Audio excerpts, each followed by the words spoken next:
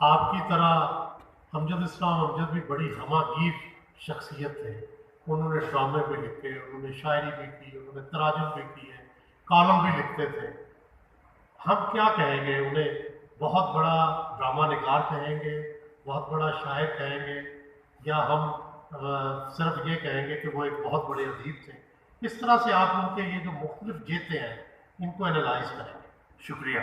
Actually جس زمانے میں وہ تھے اور پھر ہم پیچھے نسل آئی، میرا زیادہ فرق ان کے ساتھ نہیں تھا، کیونکہ مجھے یاد ہے جب میں ملتان سے پہلی بار لاہور آیا تو امجد صاحب مجھے جانتے تھے.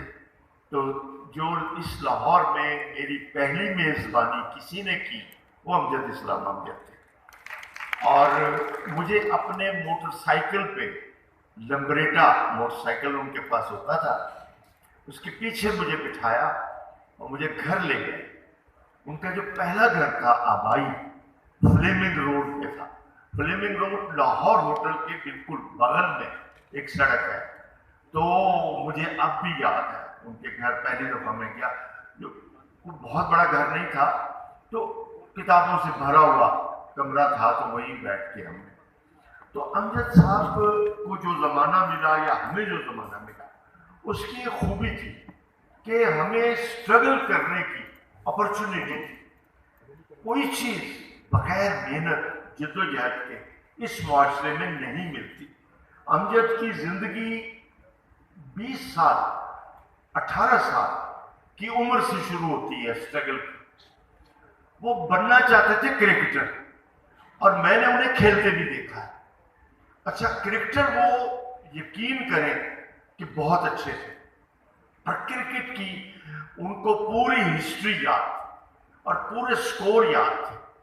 تو ان کا پیشن تھا اور اپنے کالج سے وہ کھیلتے تھے، یہاں تک کہ پنجاب کی ٹیم تک آ گئے. پنجاب سے آگے سلیکشن جو تھی، ظاہر ہے آپ کو پتہ ہی ہے بہت کڑی تھی، اس میں کراچی سے بڑی کرکٹ آئی ہے. تو وہ لوگ تھے. تو یہ بس 1 انچ سے رہ گئے، یعنی ان کی جگہ کسی اور کو لے لیا گیا، اور اس کے بعد یہ ڈسارٹ ہو. اس کے بعد ان کا جو بڑائی صاحب اصل جو سلسلہ تھا وہ تھا شاعری کا ہی. احمد ندیم قاسمی ایک مشاعرے میں صدارت کر رہے تھے. اس میں امجد صاحب نے ایک نظم پڑھی. اس وقت یہ طالب علم تھے اورینٹل کالج کے، اور کوئی انہیں نہیں جانتا تھا. تو یہ خود لکھا ہے انہوں نے، یعنی میں اپنی طرف سے نہیں کہہ رہا، خود لکھا ہے کہ میں جب نیچے اترا تو قاسمی صاحب میرے پاس آئے اور کہا امجد صاحب اگر آپ کو برا نہ لگے تو کیا میں آپ کی یہ نظم فنون میں چھاپ سکتا ہوں؟ کیا بڑائی ہے، کیا قاسمی صاحب کی بڑائی ہے.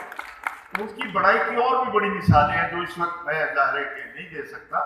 تو وہ دن اور آخری دن جب تک قاسمی صاحب زندہ رہے، امجد صاحب فنون کے ساتھ اور ان کے ساتھ جڑے رہے، اور وہ ایک حلقہ ان کی سرپرستی میں قائم رہا اور چلتا. تو آپ کے سوال کا جواب دیتا ہوں. تو اس میں مسئلہ یہ تھا کہ اتنی گلیکسی تھی لاہور میں، انور سجاد، انتظار حسین، منیر نیازی، ناصر کاظمی، اشفاق احمد، ایک بڑی تخلیقی دنیا.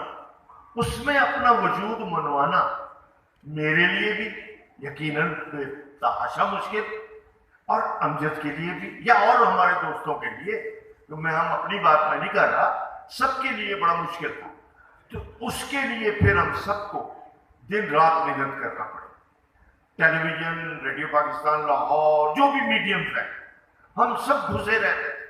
ہم سب ہر وقت اس میں رہتے تھے کہ کوئی چانس ملے، کوئی ہمیں ہماری انگلی یا کوئی ہمیں راستہ دکھائے.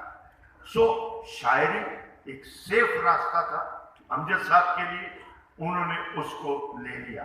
لیکن ڈرامہ ایک مشکل راستہ تھا، اور ترجمہ ایک اور کرافٹ ہے، یا جو دوسرے کام انہوں نے پڑھایا بھی ایم او کالج میں. تو یہ سارے کام ہم سب اکٹھے کر رہے تھے.